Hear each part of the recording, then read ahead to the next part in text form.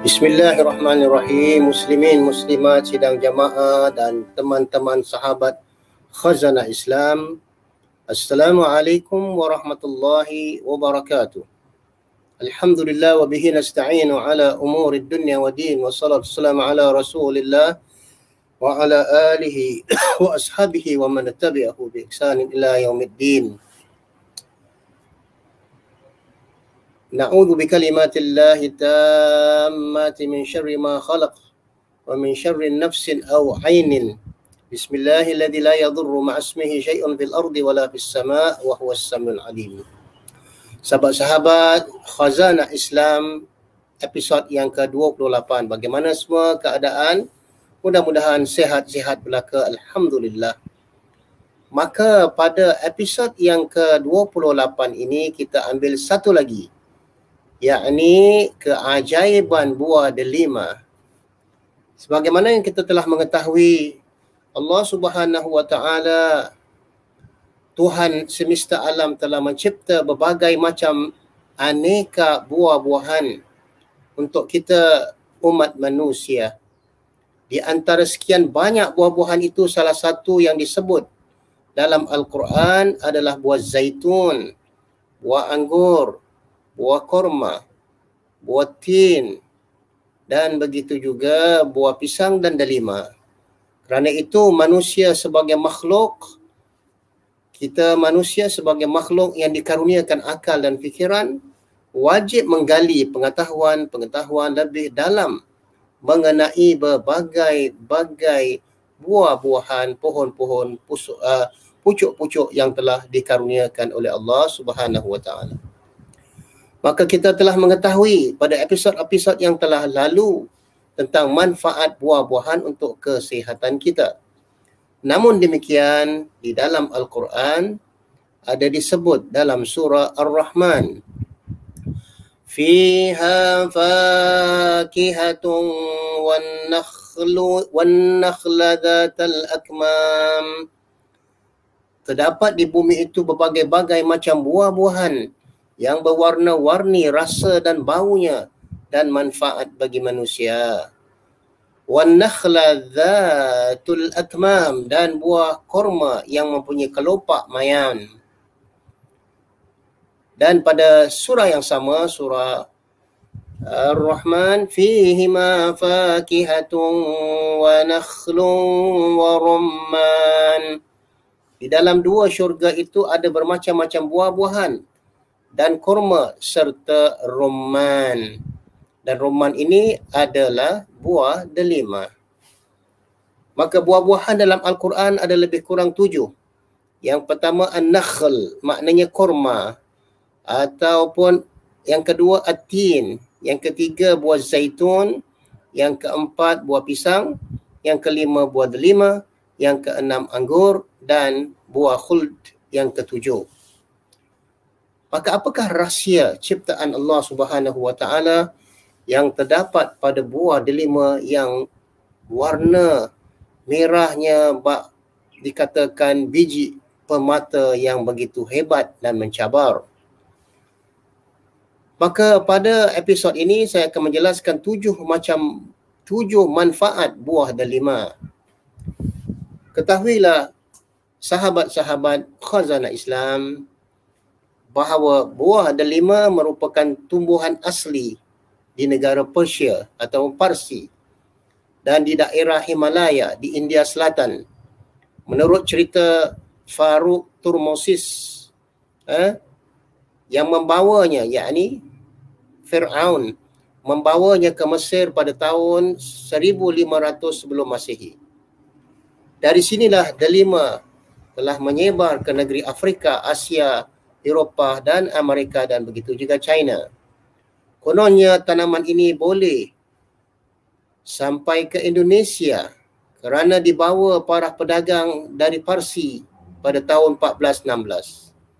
Maka selama berabad-abad buah delima telah dipakai sebagai simbol kesuburan di dalam banyak agama dan kebudayaan, ataupun di dalam agama dan kebudayaan.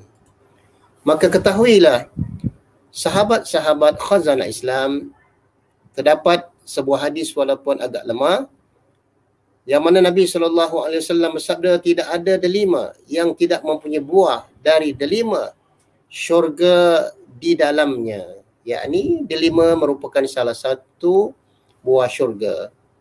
Yang kedua, membawa pulih fungsi hati dan limpa. Mencuci buah pinggang dan saluran kencing. Dan membantu penghadaman. Dan yang keempat, memperbaiki sistem pembersihan dan pengaliran darah, blood circulation. Membuang lemak-lemak berlebihan ataupun kolesterol. Dan buah delima juga dapat menambah tenaga dan dapat mengobat ulcer di dalam perut. Maka begitulah keadaannya. Kita lihat berbagai-bagai manfaat buah delima ataupun dikatakan roman. Yang pertama, meringankan nyeri arthritis ataupun sakit-sakit sendi. Sakit-sakit sendi, persendian tulang. Begitu juga dikatakan buah delima ini sudah banyak pula penelitian dan kajian yang telah menunjukkan bahawa buah merah delima ini memiliki manfaat yang luar biasa bagi tubuh manusia, termasuklah menurunkan risiko segala macam penyakit, memberi manfaat. Berikut manfaat buah delima, sama-samalah sahabat-sahabat khazanah Islam.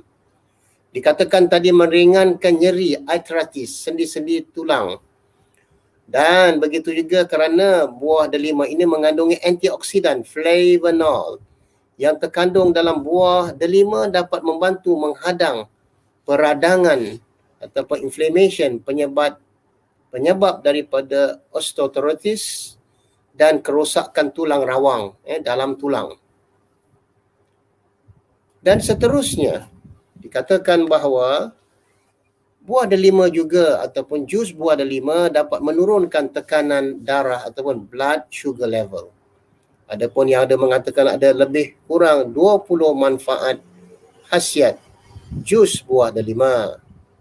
Dan seterusnya, turun darah tinggi, tekanan darah tinggi, hypertension adalah salah satu kondisi pemicu serangan jantung dan stroke wa'iyazbillah yang paling umum dan penyakit kronik yang berbahaya.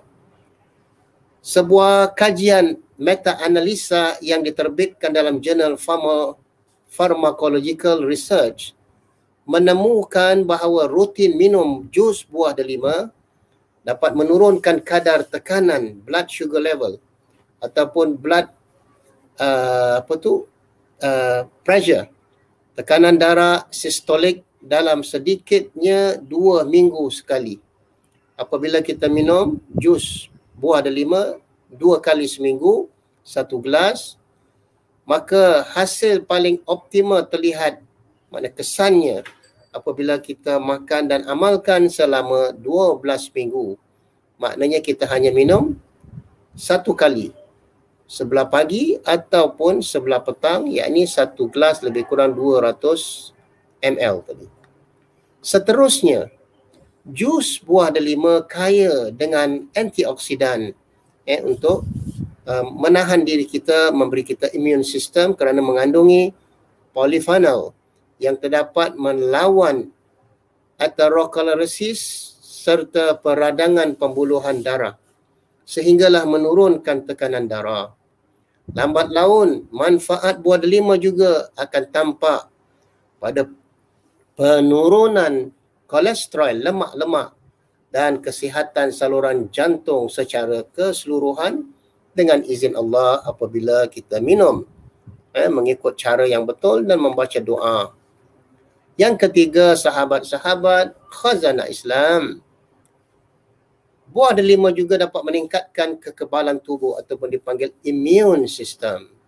Kerana kandungan vitamin C-nya adalah salah satu vitamin yang penting untuk mencegah penyakit dan meningkatkan sistem imun tubuh badan kita dan mencegah daripada bagai-bagai bakteria dan begitu juga virus. 1 buah delima ataupun sebiji buah delima menyediakan sekitar 40% vitamin C yang begitu kaya. Tapi ingatlah, jika anda memilih untuk minum jus delima, minuman jus delima buatan rumah yang menggunakan buah segar untuk mendapatkan manfaat semaksimal mungkin. Seterusnya, yang keempat, manfaat buah delima, ia dapat membantu perut dan sistem penghadaman. Sistem penghadaman yang dikatakan satu ketika Nabi SAW daripada Ali bin Abu Nuaim. Maksud hadis, Nabi SAW mengatakan buah delima dan kulitnya dapat menguatkan perut untuk penghadaman. Seterusnya, kata Nabi, jus buah delima dapat memberikan zat kepada tubuh badan kita serta menyegarkan badan, dan ia dapat dihadam dengan cepat kerana sifat buah delima yang ringan dan akan mengeluarkan haba bersama dengan angin di dalam perut. Mereka yang mempunyai masalah angin dalam perut, dan begitu juga mereka yang mengalami ulcer perut. Jadi kandungan kulit buah delima yang berwarna kuning itu sangat bermanfaat untuk mereka yang mempunyai ulcer perut, seolah-olah dia menampal luka-luka yang terdapat pada ulcer perut kita, dan begitu juga kolon. Oleh sebab itu, sahabat-sahabat khazanah Islam, buah delima tidaklah disarankan kepada mereka yang menghidap demam. Jadi ketika demam, tidak digalakkan makan jus buah delima ataupun buah delima. Yang kelima, buah delima juga dapat melawan infeksi virus dan bakteria, kuman-kuman yang berkeliaran di udara yang lepas. Maka dari itu dikatakan buah delima dapat mencegah penyakit dan melawan infeksi. Buah delima juga telah terbukti memiliki sifat antibakteria, antivirus. Dalam satu kajian makmal laboratory atau laboratory test, dikatakan dalam ketika penularan virus 19 dan virus flu ini, kita sangat-sangat digalakkan supaya minum jus buah delima supaya kita mempunyai imun sistem yang kuat. Kesan antibakteri dan anti jamur dari buah delima dapat melindungi terhadap infeksi peradangan mulut. Ini termasuk keadaan seperti gingivitis dan denture stomatitis, dan begitu juga tonsillitis. Seterusnya, manfaat yang ketujuh buah delima pada bahagian kulitnya mengandungi sejenis alkaloid yang boleh mengawal beberapa jenis cacing seperti cacing pita yang mendiami perut manusia kerana ia mengandungi alkaloid. Jadi cubalah kita amalkan insya-Allah bagi mereka yang masalah perut mempunyai cacing, amalkanlah jus buah delima kerana kemasamannya dan begitu juga kandungan alkaloidnya yang begitu tinggi. Rasanya yang pahit tidak sesuai untuk dimakan. Tidak seperti bijinya yang manis dan buahnya yang begitu cantik batu delima. Manfaat daripada rasa pahit tersebutlah dapat menghapuskan cacing-cacing pita yang terdapat di dalam perut manusia ataupun kanak-kanak. Ketahuilah, ubat tradisional Melayu, buah delima ini telah diakui dalam perubatan Melayu tradisional seperti ramuan jamu, dan begitu juga daripada pokok delima sebagai ubat cacing pita. Ramuan ini sebenarnya sudah lama diamalkan oleh masyarakat Melayu kita ataupun masyarakat tradisional Melayu. Cuma yang mungkin yang amat menyedihkan, ilmu perubatan Melayu tradisional ini tidak terus diamalkan ataupun tidak diwariskan kepada anak cucu mereka ataupun langsung sampai kepada generasi baru.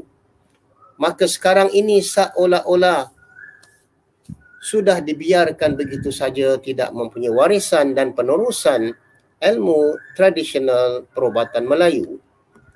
Justru itu kemanfaatan buah delima tidak dapat disangkal lagi kerana ia bukanlah hanya sebagai sebiji buah yang mengandungi banyak khasiat untuk dimakan, tetapi keseluruhan penciptaan pokok buah delima memberi manfaat kepada kita umat manusia. Sekaligus ia menggambarkan kepada kita betapa hebatnya ciptaan Allah dan kawasaan Allah, sehingga Allah sebut di dalam surah Ar-Rahman, fihi ma fakihatu wa nakhlu dhatul akmam warrumman. Renungan dan tadabbur. Renungkanlah, cuba kita lihat bagaimana hebatnya Allah mencipta buah delima. Dan perhatikanlah bagaimana dahannya, tempat buah delima bergantung, yang diciptakan dengan begitu rapi dan kuat, serta tidak gugur buahnya sebelum sampai waktu masaknya. Begitulah keadaan. Kita lihat sekali lagi, saya mengulangi tentang manfaat buah delima. Yang pertama, ia dapat melegakan perut. Mereka yang mengalami angin di dalam perut. Mengobati ulcer perut.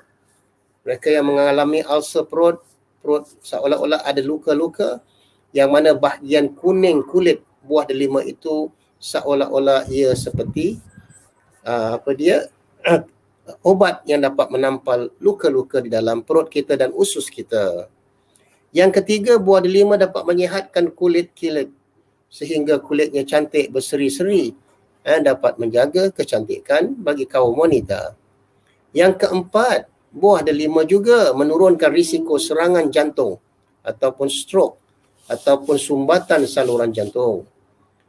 Dan yang keenam, dapat menangkal dan mencegah kanser kalau diamalkan dengan betul. Sekurang-kurangnya setiap pagi ataupun segelas sebelah petang. Dan begitu juga ia dapat menyihatkan gigi dan mulut kita, untuk membersihkan enzim-enzim ataupun kuman-kuman yang terdapat pada gigi, dan begitu juga gusi kita. Dan satu lagi kajian yang mengatakan bahawa buah delima ataupun jus buah delima menyembuhkan radang tenggorokan dan tonsillitis, dapat mengecutkan tonsillitis yang terdapat di dalam mulut seseorang apabila mengalami peradangan ataupun inflammation. Selain daripada itu, tonsillitis juga boleh diobati dengan kita minum air suam campur dengan madu dan jus buah lemon tadi.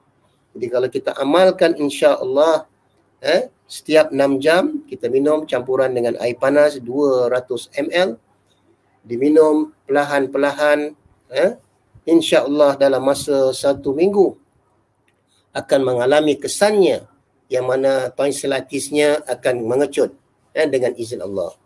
Apapun kita mengamalkan yang dikatakan nutraceutical, buah-buahan yang boleh memainkan peranan sebagai ubat, kita kena gabungkan dengan ayat-ayat Al-Quran. Sekurang-kurangnya kita membaca surah Al-Fatihah dan 3 Qul. InsyaAllah sekali lagi sehingga bertemu pada episod yang ke-28 nanti, pada program Khazanah Islam ataupun Kesihatan Khazanah Islam. Aqulu qawli hadha wa astaghfirullah li wa lakum wa li jami' muslimin. Wal asri innal insana lafi khusr illa alladhina amanu wa amilus solihat wa tawasaw bil haqq wa tawasaw bis sabr. Semoga bertemu sekali lagi. Wassalamualaikum.